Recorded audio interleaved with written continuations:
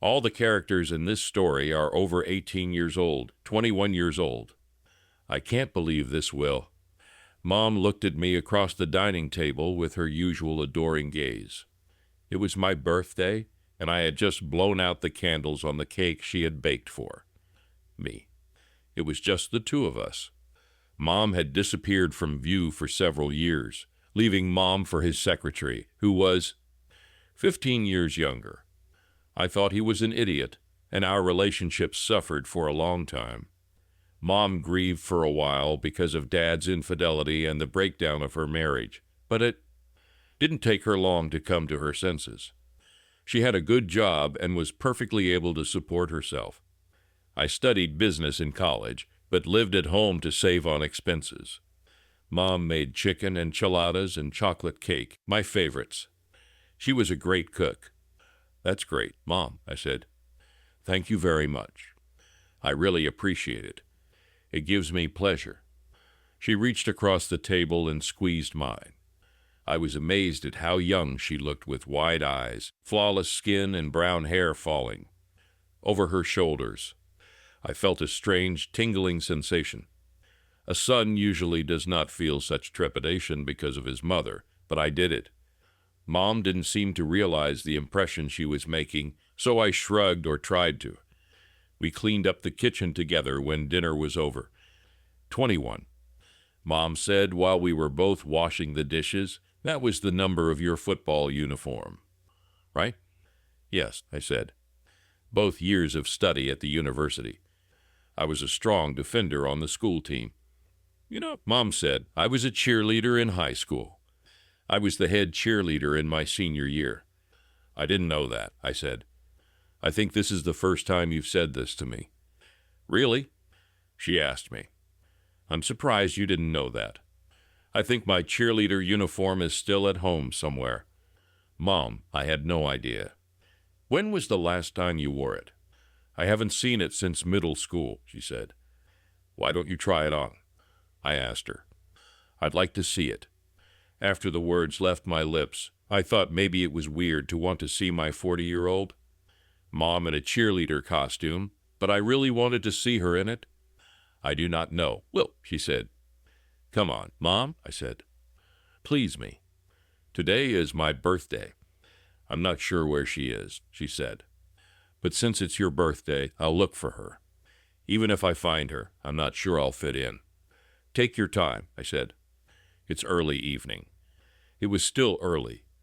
Mom came home from work early to cook dinner for my birthday, and we finished, and it was only 6:30 p.m. Mom looked at me, puzzled, and sighed. There's nothing going on here, she said. After Mom left the room, I also got up from the table and went to my bedroom. I took my old football jersey out of the closet. Mom went to the same high school as me more than 20 years ago, but I was pretty sure that the colors white, green, and gold remained the same, and I thought it would be fun to see if we fit together. I took off my t-shirt and pulled on a t-shirt. I went back to the kitchen, sat down at the table, and waited. It took, as it seemed to me, a long time. But eventually the sound of my mother's soft footsteps reached my ears, and she turned the corner, and voila! Mom was standing there in her old cheerleader costume. She looked confused. She stood in the doorway, shifting from one foot to the other. What do you think? What is it? She asked in a low, trembling voice. What was I thinking? I didn't know what to think. I've never seen Mom like this before. I've never seen her wear such a short skirt. She was tiny. It showed off most of the legs. Her legs were slender, but graceful under the small, pleated hem of her skirt. Considering that the uniform fit her in high school, it was amazing how well she fit it. No. But overall, Mom looked surprisingly good. I was a little excited. I didn't say anything at first. Mom said, You didn't say anything. Well, do I look ridiculous? No, Mom. I said, You look fantastic. I can't believe how well it suits you. Thank you, she said. She looked relieved, but skeptical. We fit together, I said, pointing to the green and gold number on my t-shirt. Unlike my mom's uniform, my t-shirt has become more spacious since high school, as I lost some of the muscles I gained in those days by working out for hours in the gym. You look very handsome, Mom said. Mom kept saying things like that to me, but this time it was a little different when she was looking at me in my tank top and I was staring at her. Yes, I was staring in a tight skirt and a cheerleader top. We just stood there for a moment, looking at each other. Maybe we both felt a little nervous, a little ridiculous, and a little something else. Mom broke the silence. It was fun. It's time to stop looking stupid and take this thing off. She turned to go back to her bedroom. Don't do this. I blurted out. Stay like this. I will continue to wear my t-shirt. It's going to be fun. It will be as if I am the captain of the team and you are the main cheerleader, my mate. I wasn't sure where it came from. I wasn't the captain of the team. This job went to the quarterback, a swaggering asshole with a cleft chin, but I was jealous of him because he was dating the main cheerleader, a red-haired girl named Allison, whom I had always been in love with. I wanted to invite her to the homecoming party, but my hopes were dashed when I found out that she was going with him. A date? Mom looked at me questioningly. Where were you planning to take me? I had no idea. We didn't have any plans for the evening. She stamped her foot. Let's go to the parking lot, I said, and the thought came to me out of nowhere.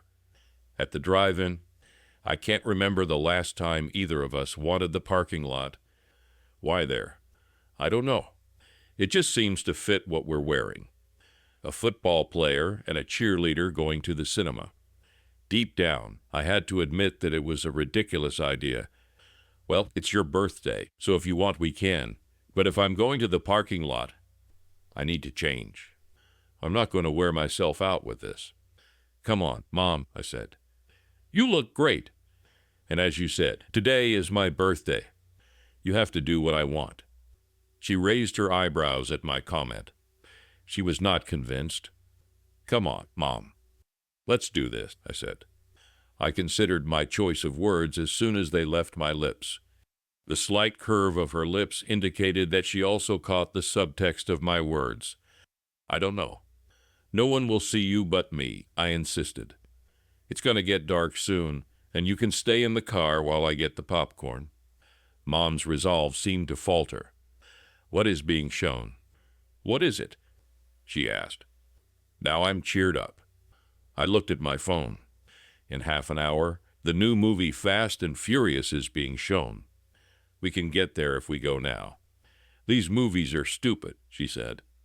But they're funny dumbass, I replied. This is exactly the kind of movie you should watch at a car dealership. Actually, the few times I took a girl to a car dealership, it was an erotic thriller. But it was Mom, so it seemed inappropriate. All right, Will, she said. Today is your birthday. But I'm not going to get out of the car. You'll have to buy popcorn and drinks. I don't want people to see how ridiculous your old mom looks. You don't look ridiculous at all, Mom. You look really pretty. I think she almost blushed. Thanks. I can't believe I look good in this outfit. It's so tight. But thanks. In fact, Mom looked good because the outfit was tight. It hugged her curves incredibly well. Maybe it was a little tight, but in my opinion, not too tight. Just right. Her waist was surprisingly thin, and the tight-fitting shirt emphasized the size of her bust. The skin on her legs was smooth, and I was amazed at how high the hem of the tiny pleated skirt was pushed up on her hips. We have to go, I said. As I said, today is your birthday, she said, finally resigned. Then it's a date, I said. Thank you, Mom. I beamed. Hey, since I just turned 21, let's take something with us. I ran to the drinks cabinet and pulled out a 2/3 full bottle of rum. I don't think we should bring alcohol to the cinema, Will, she said, being a mom. No one will know, I said. I took her hand with my free hand and pulled her towards the garage. We hit the road. I opened the garage door for my mom and then opened the car door for her, holding out my hand in an exaggeratedly chivalrous gesture. Mom smiled at me, apparently appreciating both the stupidity and the thoughtfulness of this. I closed the door behind her, got into the driver's seat of the small family sedan, and we set off. We arrived at the drive-in cinema when there were only 5 minutes left before the start of the film. Twilight finally gave way tonight. The sky above was dark and clear, and the stars were shining on it.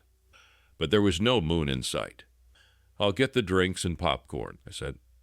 I knew what my mom liked: Diet Coke and light popcorn with butter. I preferred regular Coca-Cola. I ran to the kiosk and returned to the car with food, drinks, and lots of napkins in my hands. And there was only a minute left before the movie started. I opened the door, got into the car, and took my seat. I immediately noticed that the seat was not particularly comfortable, and I had an idea. "Let's sit in the back," I said. "It will be more spacious and comfortable there. I'll take off the head restraints and slide the front seats all the way forward to give us more room." "Whatever you say, birthday boy," she said. I like to hear my mother in a complacent mood. It was a rarity. I adjusted the front seats and pushed the headrest forward, and we took our seats in the back seat. I quickly realized that the only problem was the seats in front of us. I was tall enough that it didn't matter, but Mom, being short and petite, would have had a hard time seeing over the passenger seat. So she moved to the left to sit in the middle, right next to me, so that no seat blocked her view. Since the back seat was a smooth, leather-covered bench, it was much more comfortable to watch a movie on it than on the front bucket seats. But since Mom was sitting in the middle, next to me, it was tighter than I expected. I was wondering if I had made the right choice. But then the trailer started, and we sat in the back seat to watch the movie. I turned to my mom. "Thanks for saying yes to that. You're a good athlete, and it's going to be fun." "No problem," she said, turning to me with a charming smile. "Everything I can do for the birthday boy." Once again, strange, half-formed thoughts popped into my brain before I pushed them back. When the movie started, I poured some rum into each of our Coke cups. Okay, maybe more than a little. It was my birthday, and I was in the mood to treat myself. Mom was right. Of course, the movie was dumb. He was full of tricks that could never happen in real life. But that was part of the fun. We sat in silence for the first 15 minutes. I felt a pleasant buzz spreading through my head. "Wow," Mom said, breaking the silence. "You put a lot of rum in that Coke." I suddenly felt it. Mom was much smaller than me, so I assumed that alcohol would have a greater effect on her than on me. The bowl of popcorn was at our feet, between us, and I bent down to take a handful. But at the same time, I slightly let go of the cup, and some Coca-Cola spilled on my T-shirt. "Damn," I said. "Mom, could you get some napkins?" The supply of napkins was on the seat to her right. Mom picked up a few pieces and pressed them against my T-shirt to soak up the spilled drink. She crumpled the napkins, running her hand over my torso. It was strange, but it was really nice to feel my mother's hand pressed against me. I got a little headache from the rum and something else. Some of it soaked into my T-shirt and got on my skin. "Can you take it away?" "God will," she said. "What?" I asked. "Your abs. He's like a rock. You don't have any fat at all."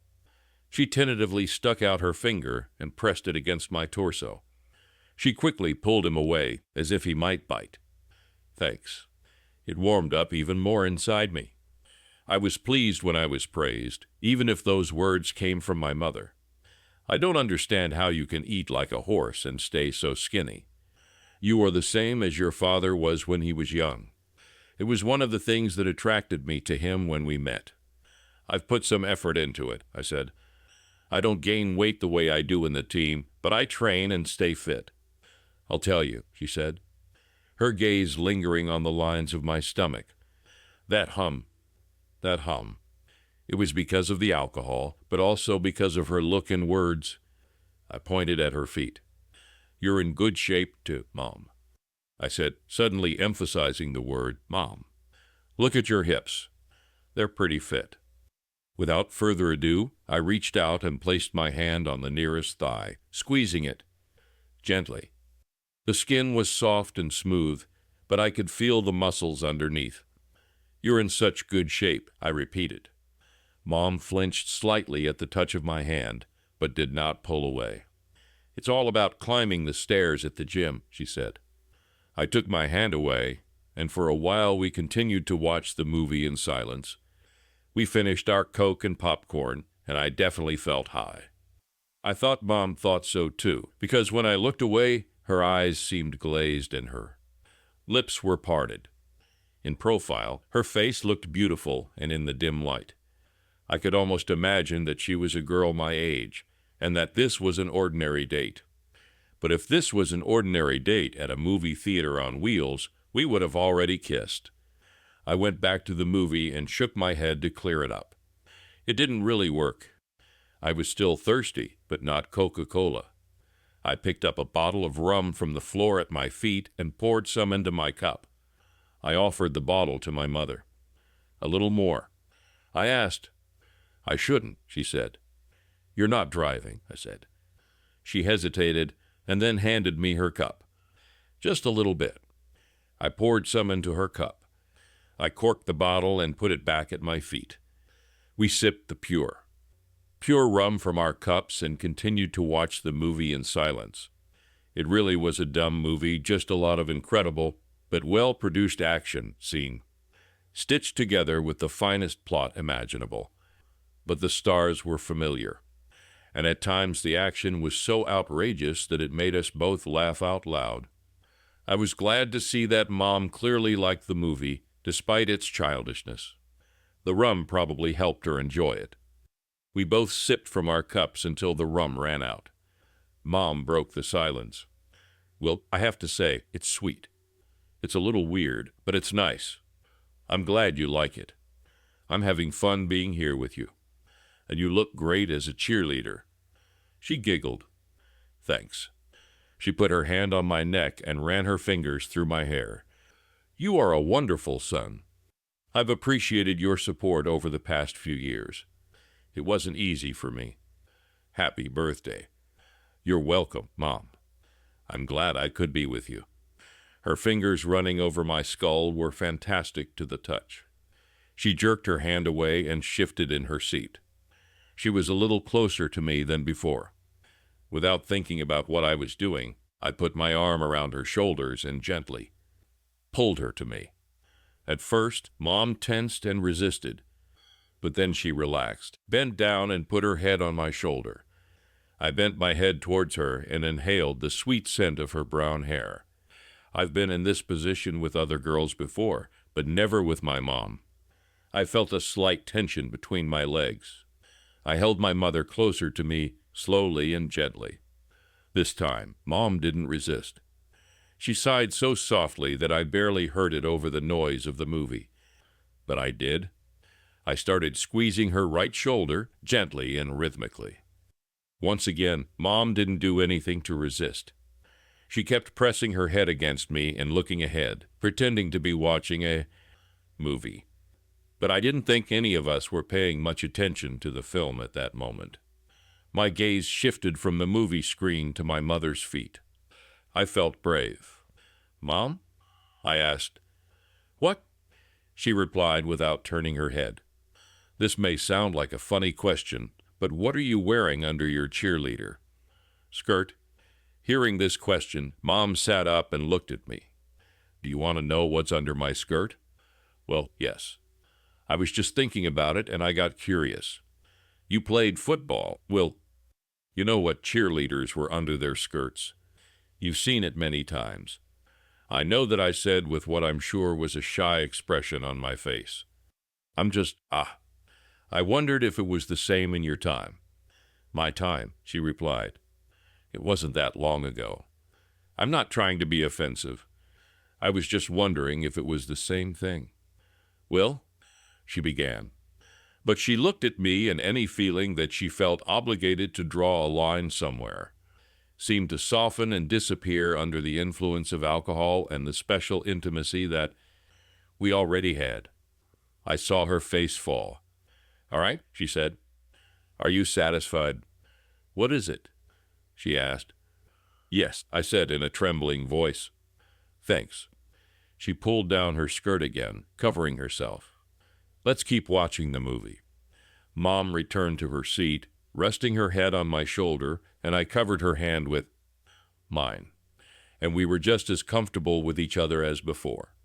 My hand resumed caressing her shoulder. This time she moved down.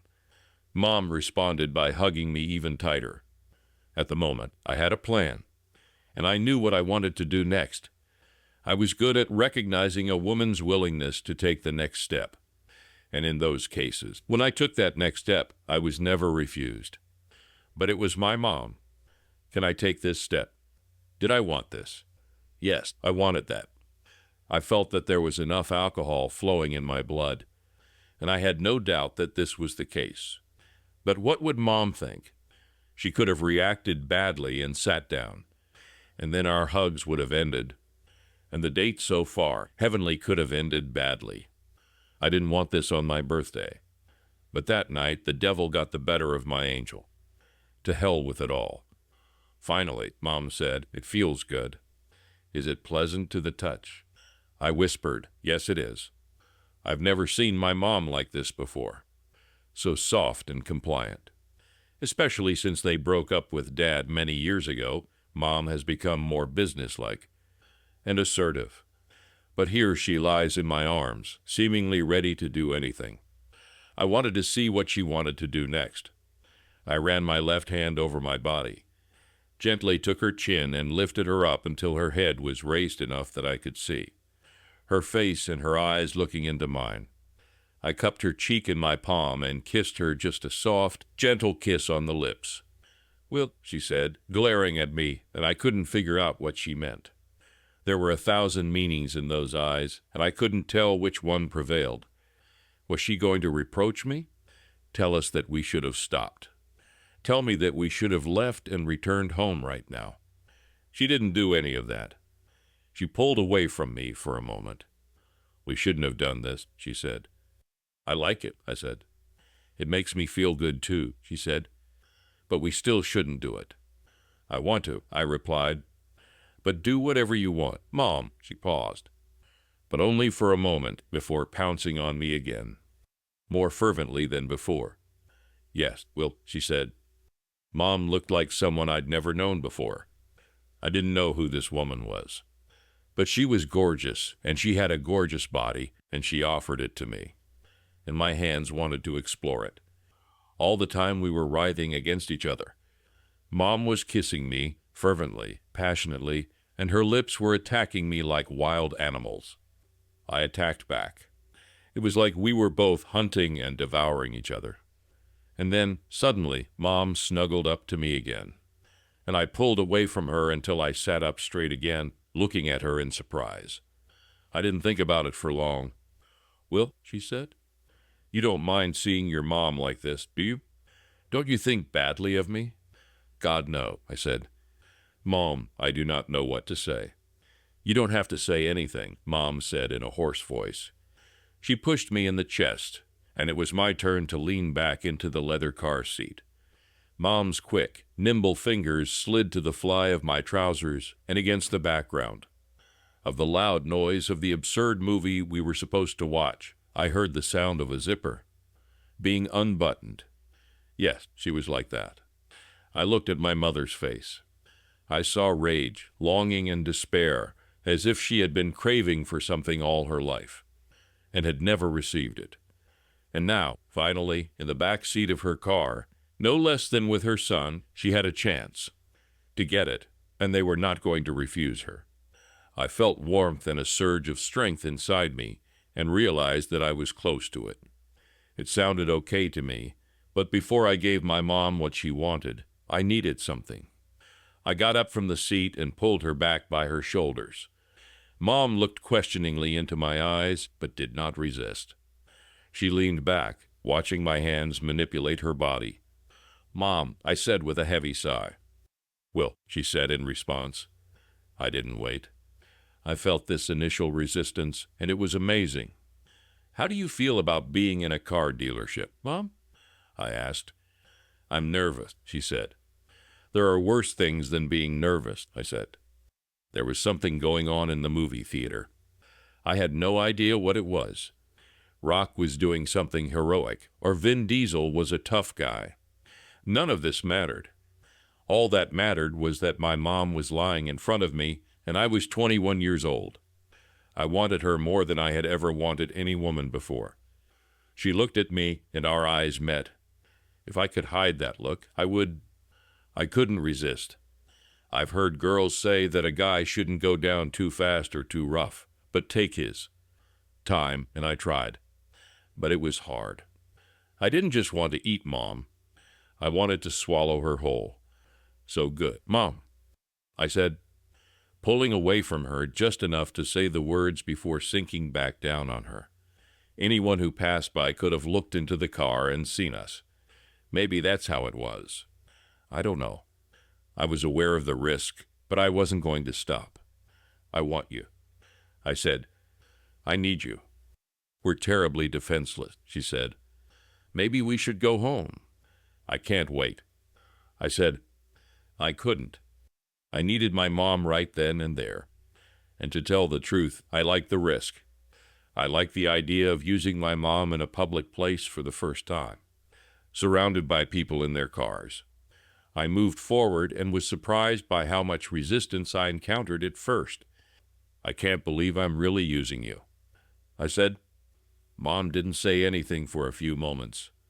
She just looked at me with an expression that was impossible to read. The noise from the movie was getting louder. I think the car chase continued. I didn't care. I couldn't turn away from my mom. "It feels good," she said at last. It was a pure paradise. I went in and out of her, and Mom pressed her body against mine, writhing and moaning. The moans were sometimes interrupted by an exclamation. Oh, well, I couldn't think of anything else to say. "God, it's so delicious," Mom said, breathing heavily. I looked up and noticed that condensation was starting to collect on the windows of the car. Clap. People would have suspected something was wrong if they had noticed this and the fact that our heads were not visible. They would have known what was going on. However, I wasn't going to stop, and I could tell that Mom was pleased too. My mom liked it when her son used her. However, she didn't like it any more than I did. I liked it. God, what a feeling. "Tell me how much you like it, Mom," I said. "I like it, Will," she said. "More," I said, breathing heavily and pronouncing the words with an effort. "Tell me more about how you feel. I like the way you use me, Will." "Oh, yes," I said. I was too far away to think of anything to say. There was not even enough brain power for words. I collapsed on top of her. We were both sweating. The car was as humid as a jungle. The windows of the car were fogged up. Mom and I lay together for a few minutes until my attention turned to the sound of a movie that we had stopped watching a long time ago. It was all over. I sat down. The credits were rolling. "We'd better get dressed," Mom said, though she didn't move. I handed her her clothes. We both got dressed. I felt awkward getting out of the car to get back in the front seat. I was wondering if people would look at my mom and suspect what I was doing with her. In the back seat, I wondered if anyone in the parking lot would recognize us. There wasn't much we could do. After I pulled on my pants again and Mom put on her cheerleader uniform, we opened the back doors and took our seats in the front seat. I didn't see anyone I recognized. Cars began to drive off and leave the cinema. We went home too. Neither of us said anything for a while. I think we were both excited about making love, but embarrassed about it too. Mom was the only one who broke the silence. "Will," she said. "Yes, Mom." I turned to her. She was looking at me, and I had never seen such a mischievous expression on her face. We don't have to wait for your next birthday to go to the cinema again. End.